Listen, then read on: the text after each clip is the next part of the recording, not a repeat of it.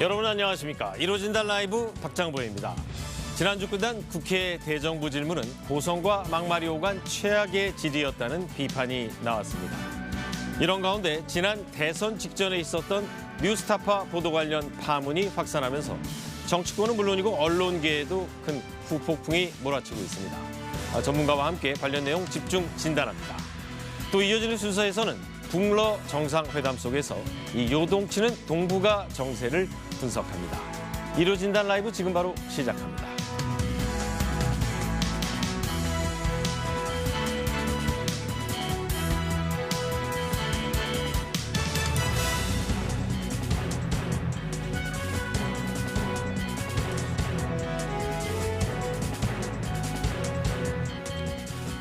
네, 오늘 함께 말씀 나눌 분들 소개합니다. 정치 컨설팅 민의 박성민 대표입니다. 네, 안녕하세요. 안녕하세요. 네, 윤태곤 더모아 정치 분석 실장입니다. 안녕하세요. 네, 두 분 그 이재명 민주당 대표가 검찰 출석하는 모습 지켜보셨을 텐데 그 건강상의 이유로 조사가 중단이 됐고 10시간 정도 조사를 받은 걸로 돼 있습니다. 이 나오면서 이재명 대표가 정치 검찰이다라고 이제 맹 비난을 했고 검찰은 12일 날 다시 나와라 이렇게 서로 부딪히는 모양새인데 자, 어떻게 보셨습니까? 그러니까 지금 뭐 이재명 대표가 목표라는 건 이제 기소 안 할 거라고 생각을 뭐 아무도 안 할 거 아닙니까? 결국 불구속 기소가 목표일 텐데 불구속 기소 목표를 봤을 때 세 가지가 가능성이 있죠. 이제 검찰이 기소를 그냥 불구속 기소하는 경우입니다. 근데 이거 가능성 거의 뭐 제로 아니겠습니까? 네. 그럼 이제 두 번째 체포 동의안 부결 이걸 이제 의도하는 것 같고 그렇게 해서 이제 불구속 기소하기를 바라거나 세 번째 아니면 영장실질심사에 가서 기각되거나 이런 건데 이 둘 사이에서 그러니까는 체포동의안 부결과 영장실질심사에서 기각 사이에서 좀 딜레마에 빠져 있는 것 같아요. 어떤 딜레마가 있죠? 그러니까는 뭐 단식을 한다거나 뭐 조사 날짜를 일방적으로 정한다거나 네, 이런 네. 것들은 나중에 이제 그 영장실질심사에 가면 불리하게 작용할 수도 있는데 또 그런 면에서 보면 또 체포동의안이 또 통과되면 지금 받고 있는 혐의로 봤을 때 영장이 발부될 가능성이 있기 때문에 오히려 또 체포동의안 부결 쪽에 좀 전략적인 걸 맞춰서 하는 것 같은 그래서 좀 왔다 갔다 하고 있는 그런 좀 딜레마 상황이 아닌가 저는 그렇게 봤습니다. 네, 자, 유 실장님, 네. 그 이재명 대표가 이제 검찰 조사한 내용을 서로 확인하는 의미에서 이제 사인을 하고 나오는데 그 사인을 거부하고 있거든요. 그 12일 날 출석도 안 할 것 같은데. 그러니까 뭐 한 번 더 나가 지금 양쪽의 말이 약간 엇갈리지 않습니까? 근데 이제 정확한 거는 한 번 더 나간다. 뭐 안 나갈 수가 없는 상황인 것 같죠. 사인을 해야 되니까 그런 건데 제가 생각할 때는 지금 검찰 5번째 나가셨지 않습니까? 이재명 대표가. 근데 우리가 그 앞에 4번하고 지금도 마찬가지예요. 이건 사실 통과 의뢰 같은 거죠. 가서 할 말하고 검찰 입장에서는 이런 거 물어봤지만은 이 사람은 뭐 거부하거나 부인했다라고 확인하러 가는 거지 않습니까? 네, 네. 그 안에서 공방이 벌어지는 게 아니라 그럼 정말 중요한 건 박성민 대표님 말씀하셨던 대로 그 이유인데 이 대표가 교섭단체 대표 연설에서 이제 나는 이제 불체포 특권 포기하겠다라고 명확하게 그때 약속을 했을 때는 저는 좀 심플하게 되겠구나라고 생각을 했어요. 그러니까 본인은 그 영장실질심사에 가가지고 다투겠다로 봤는데 지금 돌아가는 상황을 봐가지고는 꼭 그렇지만은 않은 것 같다. 그러니까 네. 이 대표가 그 부분에 대해서 요즘 말을 약간 애매하게 하고 있는 것들 그리고 검찰에 향해가지고 뭐 회기 중이 아닐 때 해야지 왜 지금 하냐라고 하는 것들이 있기 때문에 이 대표가 말씀하신 대로 계속 고민 중에 있는 것 같다라는 느낌은 들려요. 그러면은 이 대표가 고민하는 만큼 이 고민은 또 민주당 의원들의 고민이기도 하지 않습니까? 그렇죠. 어떻게 네. 처리해야 될 건지. 네, 말씀하신 대로 그 이재명 대표가 불체포 특권 자기가 쓰지 않겠다, 포기하겠다고 얘기했는데 자 그렇다면은 검찰이 구속영장을 청구하면 대략 국회의 여러 가지 일정을 고려해 봤을 때 9월 25일 요 전후에 이 체포 동의안 표결 처리가 있을 거란 예상이 나오는데 이번에는 표결 처리하면 어떻게 될 거로 전망하세요? 그건 정말 9월 25일 날 할 수 있는지 그리고 또 어떻게 되는지 정말 전망이 어렵습니다. 근데 저는 이번에 좀 통과될 가능성이 좀 있다고 저는 봅니다. 아, 그럼 민주당 내에서 찬성표가 나와야 통과되는 상황이에요? 예, 이제 그렇게 보는 근거는 이제 이재명 대표가 좀 전에 말했지만은 불체포 특권을 선언을 했어요. 포기 선언을 했죠. 포기 선언했죠. 불체포 특권 포기 선언했고 김은경 혁신위도 불체포 특권 포기와 체포동의안이 넘어올 때 가결 당론을 결정해달라고 얘기를 했고 무엇보다도 31명이 이미 우리 불체포 특권 포기하겠다고 선언도 했습니다. 네. 그런 상황에서 이게 넘어오는 것인데 딴 것보다도 그 이재명 대표가 검찰 조사 1차 조사를 어저께 받고 나오면서 가보니까 증거가 없더라. 라고 얘기를 했죠. 얘기를 했죠. 근데 증거가 없다는 말과 사실 서명 날인을 안 한 거하고는 조금 모순되는 점이 있습니다. 그래서 증거가 없다고 얘기를 했기 때문에 당내에서는 그러면 그렇게 자신이 있으니까 이재명 대표가 우리 당에서도 선언도 했고 지금 말씀하시는 거 보면 법리적으로 보면 별로 그 검찰이 들고 있는 증거 자료가 빈약하니 그러면 체포동의안 가결을 하고 판사 앞에 가서 판단을 영장실질심사에 가면 그런 논리라면 얼마든지 기각될 거다.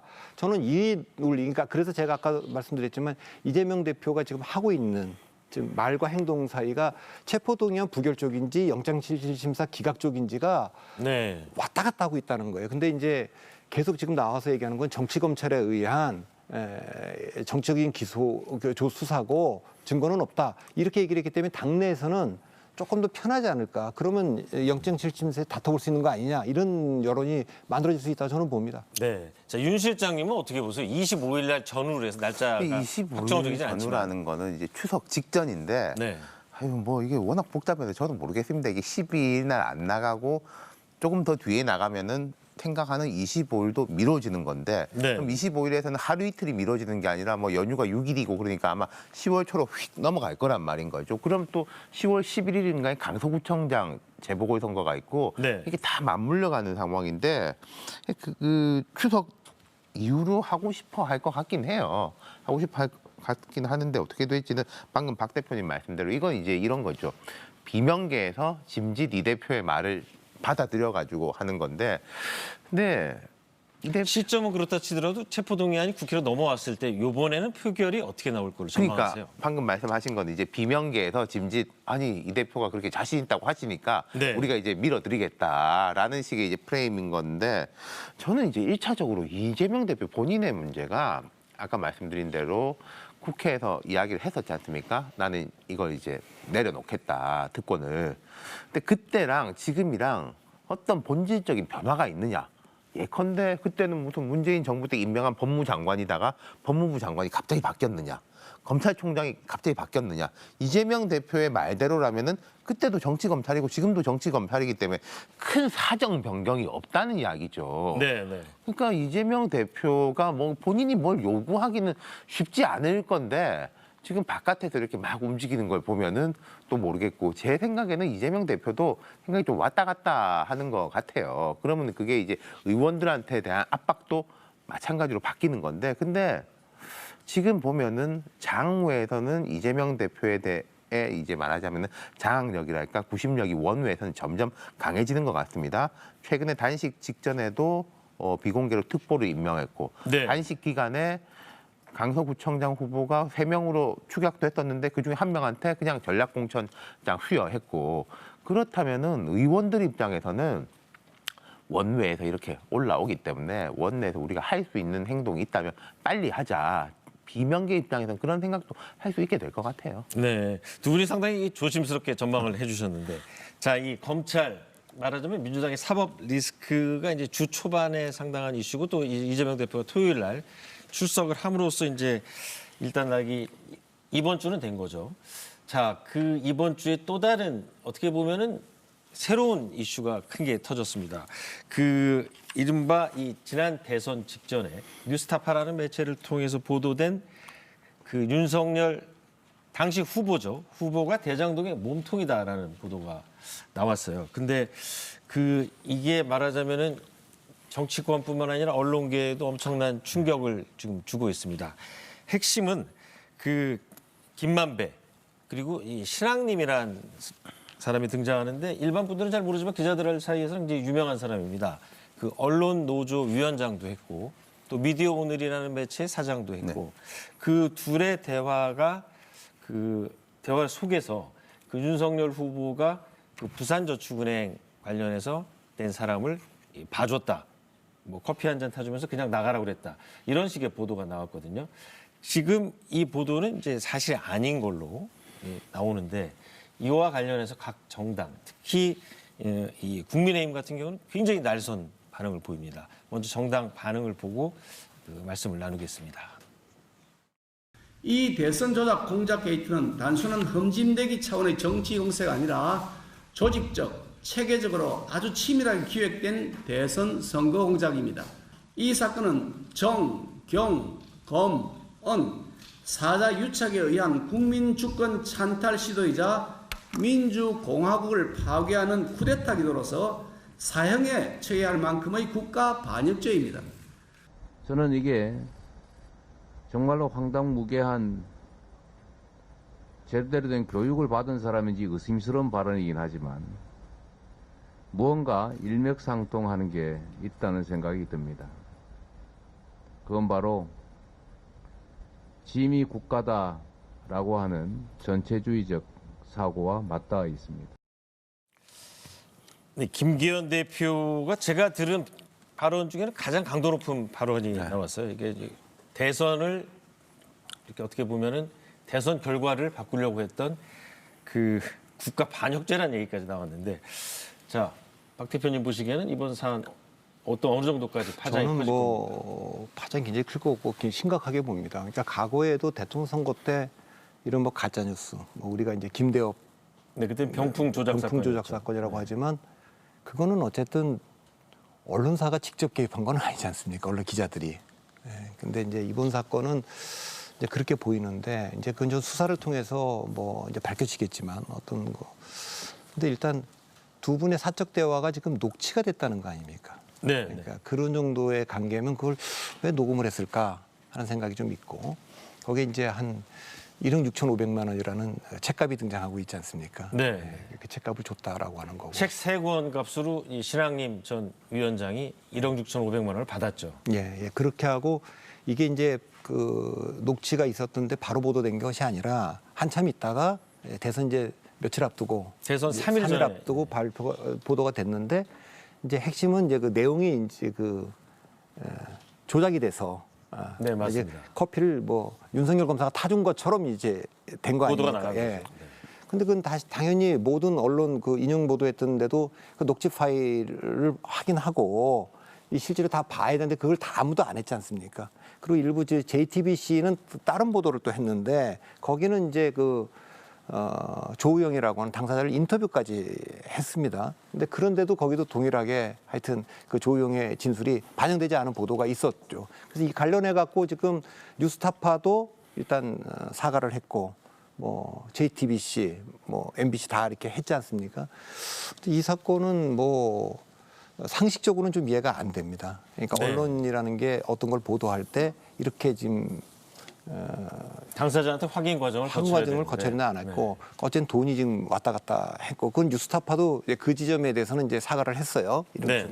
근데 저는 조금 파장이 좀 커질 것 같습니다. 네. 두 가지 면이 있는 것 같아요. 이게 이제 21년 추석 즈음에 말하자면 김만배 씨 쪽에서 여러 가지 그 당시에 보면은 작업들 남욱 씨도 갑자기 귀국해가지고 인터뷰도 하고 여러 가지가 있었는데 그 일환이었던 것 같은데 두 가지를 짚어볼 만한 게 그 당시에 제가 봤을 때 대장동이 큰 이슈였지 않습니까? 네. 그럼 이재명 대표 입장에서는 내가 문제 없다. 이것은 정당하게 한 것이고 이 이익을 공공에 환수했다. 그런 주장을 했지 않습니까? 당사자니까 당연하게 할 수 있는 주장이고 거기에 대해서 저는 그럴 수도 있겠다라고 생각을 했는데 갑자기 이제 민주당 쪽에서 프레임을 바꾸려고 한 게 이게 윤석열 게이트다.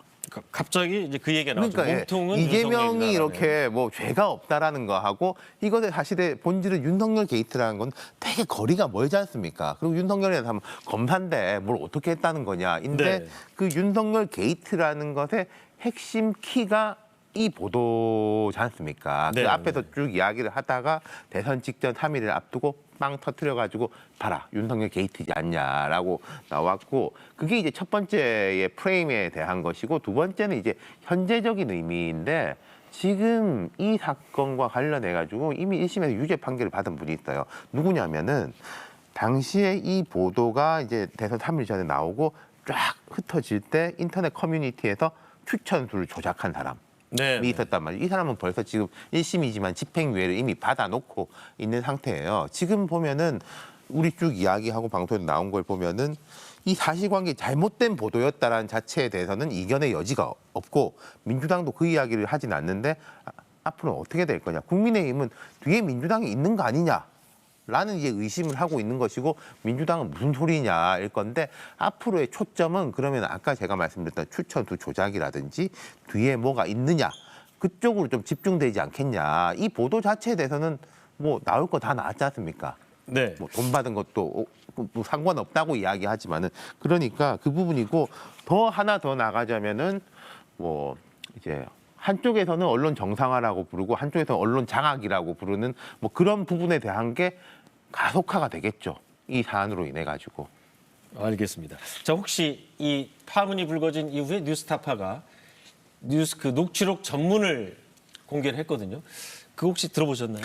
제가 72분을 다 들어보지는 않고 그냥 조금 들어봤는데 처음에 뉴스타파가 자신 있게 우리가 전문 공개하겠다라고 할 때 좀 깜짝 놀랄 만한 게 있나 싶었는데 그렇게 별건 오히려 김만배 씨 말이 편집된 게 확인됐다는 정도. 아니 그러니까 예. 저는 제가 저도 말씀하시죠. 봤는데 네. 녹취를 다 들어본 건 아니지만 그 핵심 내용은 그걸 공개하면 누가 봐도 이게 조작됐다는 걸 알 수 있는 거 아닙니까?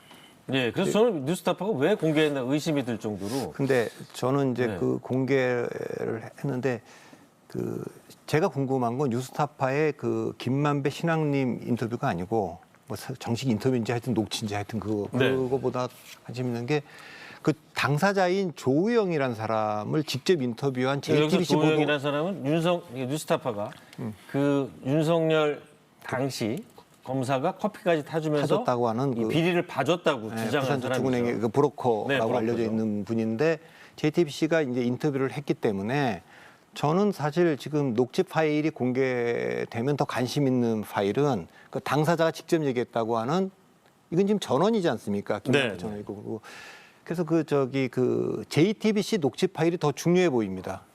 그러니까 그 녹취 파일이 보도돼야 되는 거 아니냐. 네, 알겠습니다. 그는 아마 JTBC도 갖고 있을 거고 담당 기자도 갖고 있을 것 같은데. 뉴스타파가 파일을 공개한 건 그런 의미인 것 같아요. 잘못된 보도라는 것은 뭐 어쩔 수 없으니까 인정하되 이게 말하자면 기획이 아니다. 이야기를 쭉 들어보면 편하게 하는 거지. 그러니까 정치 대선 결과에 개입하기 위해서 그렇죠. 기획적으로 미리 작전을 기획된 건 짜서 아니다. 뭐 네. 이제 김만배 신앙님이 사람 내가 이렇게 말할 테니까 네가 언론으로 가서 이렇게 하고 그런 게 아니지 않냐라는 걸 보여주기 위한 것 같아요. 네. 아무튼 그 저희가 이제 취재를 할 때 그 당사자한테 확인하는 게 가장 기본적인 원칙인데 당사자가 그 조우영이라는 브로커가 검찰 조사 받으면서 자기는 윤석열 검사 만난 적도 없다라고 수차례 얘기를 했는데도 불구하고 둘이 무슨 관계가 있는 것처럼 보도가 나간 부분에 대해서 또 사실 이 다른 매체도 뉴스타파가 나간 이후에 그걸 인용 보도하는 식으로 KBS도 물론 포함이 돼 있다는 점 말씀드리고 그래서 이제 줄줄이 지금 사과 내지 해명을 하고 있습니다. 뭐 당시 대선 직전에 혼선을 드린 점에 대해서 뭐 사과한다 이런 내용인데 이 부분에 대해서 지금 방통위 조사, 검찰 수사가 지금 예상이 되는데 어떤 이게 그거는 뭐 보통 사안으로 끝날 것 같지는 않거든요. 그러니까 이게 이제 언론이 게이트키핑을 하지 않습니까? 근데 이게 전혀 지금 안 됐다는 거 아닙니까? 기본적인 확인을 해야 되죠. 예. 네. 근데 확인을 안 하고 대선에 영향을 미칠 정도 이 정도 보도가 다 확인들도 없이 나갔다라는 거는 보통 심각한 사건이 아니기 때문에 아마 지금 당사자들이 느끼고 있는 것보다도 저는 이걸 심각하게 좀 봅니다. 그래서 이거는 뭐 수사기관이나 또 뭐 방통위 차원에서 네. 그리고 그게 어떤 거는 뭐 그 심각해도 공소시효가 지난 것들이 있을 수 있죠. 이를테면 선거법이라든가 뭐 이런 거 있을 수 있기 때문에 그거는 뭐 법적인 건 어떤 절차를 밟게 될지 제가 잘 모르겠습니다만 이건 심각하게 진행될 거라고 보고 다만 국민의힘에서 이거를 가지고 민주당하고 연계하려고 하는 건 확인된 게 아니지 않습니까? 그러니까 장해찬 최고가 예고까지 하고 하는 걸 제가 봤는데 네.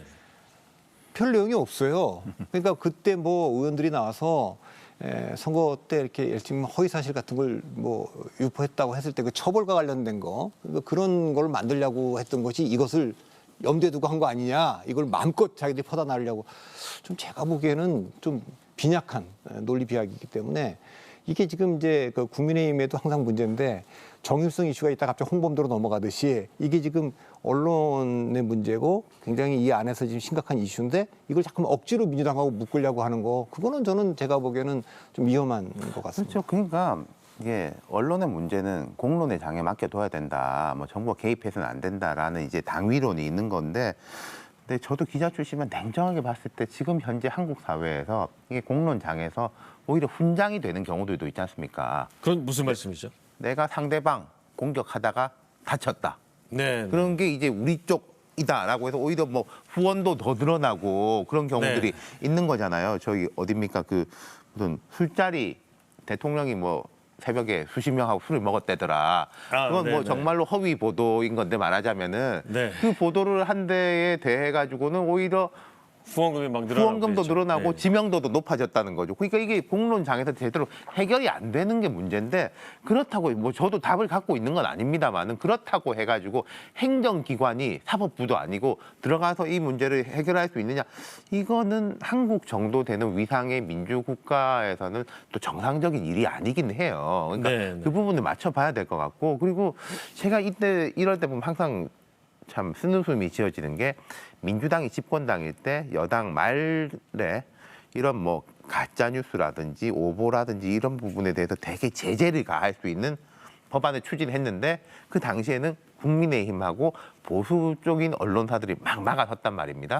지금은 또 이제 거꾸로 돼가는 형국이니까 이게 널뛰기 하는 느낌인 거잖아요. 지금 널뛰기가 아니라 균형추를 맞출 때가 된 것 같아요. 행정적인 것보다 뭐 예컨대 언론사의 자정 기능 그리고 포털사하고의 관계라든지 이런 부분 쪽으로 좀 집중하는 게 좋지 않을까. 그리고 국민의힘도 여기도 너무 과하게 나가면은 늘 역풍 불 수 있기 때문에 그 부분은 명심해야 될 것 같아요. 근데 이 이슈가 중요한 거는 사실 이제 그 AI 때문에 이제 가짜 뉴스가 굉장히 지금 세계적으로 민주주의를 위협하고 있는 상황에서 심각하죠. 지금 총선이 다가오고 있지 않습니까? 그러니까 이 상황을 지금 초유로 우리도 지금 맞고 있는 거거든요. 그러니까 이런 것들이 이 조작되거나 이런 것들을 아주 사회가 엄벌하지 않으면 이건 앞으로 총선 대선에 어떤 일이 벌어질지 모르기 때문에 아마 그런 바로미터가 되지 않을까, 그런 차원에서 접근하지 않을까 싶습니다. 중요한 말씀을 해주셨는데, 정말 이제 가짜 뉴스가 민주주의를 위협하는 중요한 위험 요인 중에 하나인데, 이것을 걸러내고 확인하고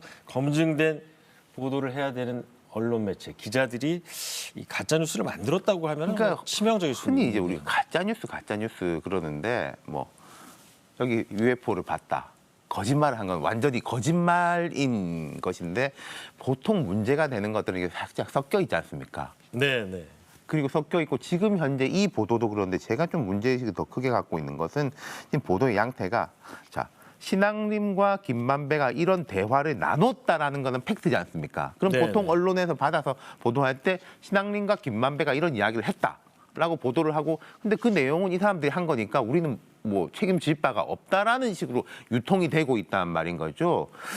과연 이제 그런 식으로 가는 게 맞는가? 그리고 뭐 온라인에서는 그런 게 유통되더라도 레거시 미디어, 특히 좀 이런 방송사 전파를 기자는 타이틀을 갖고 있는 사람은 거기에 좀 달라질 필요가 있지 않나라는 거죠. 네, 저희 윤 실장님이 이제 아까 얘기한 그 훈장이 된다는 말이 사실 우리 언론계가 자성해야 될 부분입니다. 상대 진영을 공격하고 그런 게 이제 나중에 그 다른 후보가 이 대선이나 총선 승리를 했을 때 탄압받은 훈장이 되는 거죠. 탄압받은 모양새가 되고, 또 아까 우리 박 대표님 말씀하신 그 우리 이회창 후보의 아들 병역 비리를 집중적으로 제기했던 이제 김대엽이라는, 결국은 나중에서는 이 사기꾼이라는 게 밝혀졌는데, 김대엽의 그 말을 계속해서 인용 보도했던 많은 그 언론인들이 사실 그 다음 정부에서 상당히 승승장구하는 경우가 많았습니다. 그리고 이번은 참 특이한 게 뭐 김대엽 케이스든 막 사실은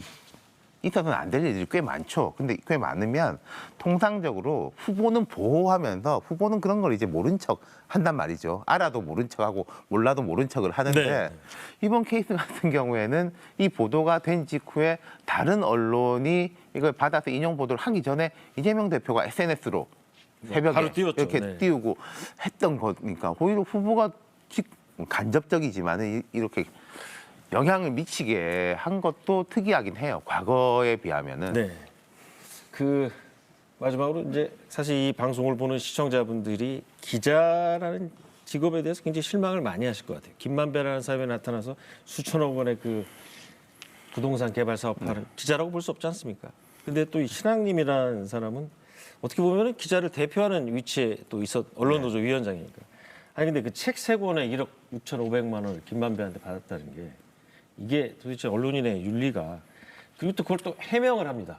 후배 기자들 앞에서 책을 들고 나와서 그러니까 이게 상식적으로 통용이 될 수 있는 주장인 제가 건가요? 그러니까 아까 뭐 김대엽 이야기도 하셨지만은 선거 때 이래 있어서는 안 될 일이 이쪽이고 저쪽이고 가끔씩은 있죠. 그리고 뭔가 이제 부정한 거래를 받은 게 이제 들통나기도 하죠. 김만배 씨한테 이제 다른 언론인들이 수억 원씩 이제 돈을 빌렸다가 법적인 문제는 없었습니다. 도덕적 문제 때문에 다 회사에서 이제 해고가 되고 그러면서 그분들이 이제 수천만 원, 많게는 1억까지. 뭐 수억도 있었고. 예. 그러니까 그 사람들이 이제 그래도 뭐 부끄러워하는 모습을 보였는데 제가 제일 특이하게 본 거는 방금 말씀하신 그 부분이에요. 이 신학림 씨 같이 뭐가 문제냐.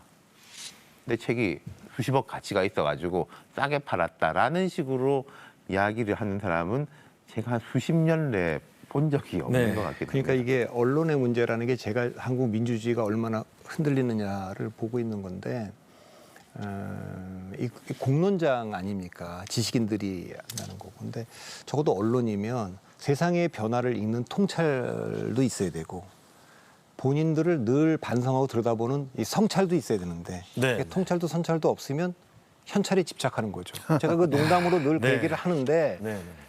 진짜 현찰에 집착하는 모습을 그 돈과 자리인데 그것이 이제 그런 모습이 됐고 그래서 다른 데보다도 이 언론이 이렇게 지금 망가지면 민주주의가 지탱할 수가 없거든요. 그러니까 그런 면에서 다른 사람들은 몰라도 진영을 넘어서 당사자는 뭐 그렇다 치더라도 좀 반성하는 지식인들이 양 진영에서 우리가 진짜 네, 아무리 맞습니다. 그래도 이 지경까지 왔냐. 그게 예를 들면 이번에 뭐 보수 진영에서 그런 일이 벌어지면 보수의 지식인들은 우리가 아무리 진영 싸움을 해도 이거는 아니다. 그것도 네. 진보 진영도 이 정도까지 왔으면 좀 자기 반성이 좀 나와야 될 것 같아요. 네, 아무튼 뭐 저도 이제 기자 생활 30년이지만 지금처럼 이 기자에 대해서 참담한 사건이 계속해서 나오는 거는 정말 처음 있는 일인 것 같습니다. 자, 그럼 다음 이슈. 지금 아까 윤 실장께서 잠깐 언급하셨지만은 그 여야가 선거를 통해서 이제 맞붙는 이 강서구청장 서울에서 맞붙죠. 지금 이제 공천 단계에서부터 국민의힘은 잡음이 좀 있는 것 같습니다. 그 김태우 전 구청장을 공천하느냐 마느냐 두 분 의견은 어떠세요? 그 의견이라기보다 공천권을 공천을 받을 것 당원이 같- 선택하는 네, 거지만 그분이 받을 것 같아요. 경선의 형식을 거치는 것인데, 그러니까 전략 공천은 좀 부담되기 때문에 경선의 형식을 거치는 것인데, 뭐 인지도랄까, 뭐 이런 면에서 볼 때 김태우 전 구청장이 공천을 받을 것 같은데, 민주당은 이미 이제 진교훈 전 경찰청 차장을 예. 전략 공천했죠. 제가 되게 의외인 게요. 이 선거가 시작됐을 때는 애초에 양당의 분위기가 다 조금 로키로 가자는 거였습니다. 별로 솔직히 이쪽 저쪽 다 인기도 없고 네. 그렇기 때문에 말은 늘 경제 민생 이러지 않습니까 양당이. 그러니까 여기 선거는 또 서울의 수도권 구청장 선거니까 조금 뭐 경제 민생 지역 이런 컨셉으로 가자는 분위기가 양쪽 다 있었는데 근데 하다 보니까 양쪽 다 정치 선거 식으로 돼버린 거죠. 뭐 검찰공화국에 맞서는 경찰 간부 출신이다. 라고 하고 김명수 대법원 체제에서 고난을 받은 뭐 여기다라는 식으로 큰 정치 선거가 돼가지고 누가 이길지는 제가 모르겠는데 확실하게 말씀드릴 수 있는 것은 투표율이 많이 떨어질 거다 이 말씀 드릴 네. 수 있을 것 같습니다. 이게 어느 쪽이든 그러니까 이게 처음에 사실은 이제 김기현 대표 쪽에서 무공천 얘기가 나왔지 않습니까? 네, 원인 그런데 제공을 이제 원인 했다. 제공을 네. 했다는 건데 이 사건이 무슨 뭐 부패 비리 사건도 아니고 약간 정책 사건이고 그래서 이제 뭐 다 사면 복권 된 것인데 그래서 뭐 저도 뭐 이 방송에서 그랬습니다만 뭐 그 나오더라도 후보는 좀 내고 나오더라도 그 김태우는 뭐 이번 구청장 선거에 곧바로 안 나오고 다음에 총선에 나오는 게 좋겠다라고 얘기를 했는데 국민의힘 지도부는 이 선거가 잘못됐을 때 안 그래도 이제 수도권 위기론이 번지고 있는데 지도부 위기론으로 좀 이렇게 불길이 올라탈까봐 좀 노심초사한 흔적이 좀 보여요. 그래서 지금 이제 그 김태우를 그래서 김태우가 안 나왔, 김태우 전 구청장이 안 나왔으면 하는 게 당의 이제 초에 아예 그 생각나네. 공천을 아예 안 했으면 좋겠다는 거였고 이게 했는데 이게 또 뭐 사실 경선 붙인다고 하는 건 사실은 주기한 그 요식 절차로 받아들여지고 있는 거 아닙니까? 이제 그러기 때문에 이건 당 지도부의 판단이라기보다는 외력이 작동한 거 아니냐 이런 생각이 있기 때문에 부담은 굉장히 커졌어요 이게. 이제 이렇게 되면 이 패배가 와도 이제 뭐 오히려 김기현 대표 체제 쪽에서는 설사 결과가 좀 안 좋더라도 우리는 뭐 이렇게까지 뭐 꼭 공천했어야 되느냐 이런 생각도 있었고 꼭 네. 김태우여야 되냐 이런 생각도 있었다. 이렇게 빠져나갈 공간은 생긴 거죠. 그러나 민주당도 국민의힘도 지는 쪽은 후폭풍이 총선이 다가오는 거기 때문에 구청장 선거 하나가 아니거든요. 말씀하신 대로 이게 대통령실이 스스로 부담을 진 느낌이 있어요. 저는 조금 이해가 잘 안 되는데 판을 키우면서 스스로 부담을 져버렸고 근데 이제 지는 쪽은 후폭풍이 있을 건데 저는 요즘 그런 생각도 해봅니다. 지는 게 이기는 거고 이기는 게 질 수도 있겠다. 그건 무슨 말이죠? 여기서 지는 쪽은 당연하게 강제적인 혁신 바람이 불 수밖에 없지 않습니까? 아, 네. 쇄신도 하고. 네, 6개월이 남았기 때문에 좀 가능한데 근데 우여곡절 끝에 이기는 쪽은 봐라 우리 하던 대로 하니까 잘 되지 않았냐라고 하면서 계속 하던 대로 한다면은 지금 여든 야든 간에 하던 대로 하는 쪽은 저는 불리할 거라고 보거든요. 네. 자, 그러면 마지막으로 이 두 정당의 지지율 추이를 보면서 두 분의 분석으로 마무리하도록 하겠습니다. 지금 보면 여야 정당 지지율 추이가 34%로 붙었습니다. 그리고 또 다른 중도층 지지 정당 추이라는 조사도 있었는데 조사 내용을 보면 이제 민주당이 34%로 국민의힘을 꽤 많은 차이죠. 저 정도면 앞서는 걸로 나왔습니다. 자, 이런 민심의 동향 물론 이제 주 후반의 이슈는 많이 이제 포함이 안 된 건데 어떻게 분석하세요? 일단 뭐 내년 총선을 지금 예측하는 거는 뭐 무의미하다고 보지만 일단 민주당의 위기는 이제 사법 리스크, 지도부 리스크가 있는 게 이제 큰 리스크다면 국민의힘은 지금 이 숫자가 보여주고 있는 거예요. 그러니까 계속 위기가 아니라고 얘기하지만 대통령 긍부정 평가에서 부정 평가가 꾸준하게 높고 그다음에 여당 찍을 거냐 야당 찍을 거냐에서도 야당 찍겠다는 게 꾸준하게 높고 특히 중도층이 굉장히 안 좋은 상태인데 지금 정당 지지율도 중도층은 제가 뭐 이 방송에 여러 번 얘기했습니다만 문재인 정권 5년에 대한 이제 심판을 하면서 이 윤석열 정부가 문재인 정부하고 다른 정부가 되기를 바랬던 것인데 그 이제 지금 정책은 뭐 완전히 반대로 하고 흔쾌히 찍었었던 사람들은 그래서 동의하고 있지만 마지못해 찍었던 분들은 정책 태도라든가 뭐 이런 거 뭐 이념이나 이런 거 말고 민생이 어려울 때 이럴 때 거기 집중했으면 좋겠다. 그러니까 제가 얘기하는 거는 대통령이 지금 이념이 중요하다. 좀 중도는 그렇게 생각을 안 하거든요. 네. 그러니까 최근에 여야 정치 지지율 차이를 보면은 어느 쪽에서 악재가 나오느냐에 따라 가지고 벌어집니다. 잘하는 득점이 아니라 실점으로 인해서.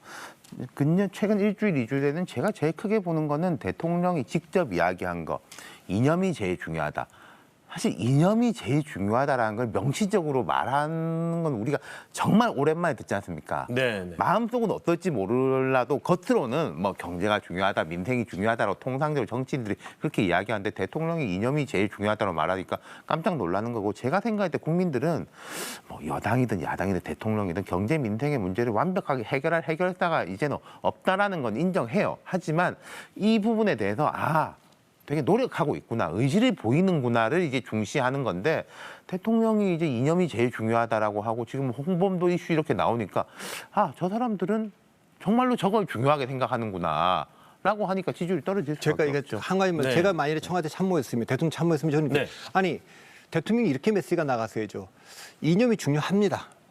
군사력 중요하고 그러나 이념이 나라를 지키는 것도 총칼이 나라를 지키는 것도 아니다. 지금 내 다녀보니까 산업, 기술, 경제가 나라를 지키는 거더라. 진짜 그게 안 보더라. 그러니까 똘똘 뭉쳐서 우리가 그걸 지켜내야 된다. 이렇게 얘기했더라면 중도층이 호응을 했을 겁니다. 네, 알겠습니다. 네, 아마 대통령이 이 방송을 자주 보신다고 하니까 박 대표 말씀을 잘 새겨 들을 것 같습니다. 네, 두 분 말씀 오늘 잘 들었습니다.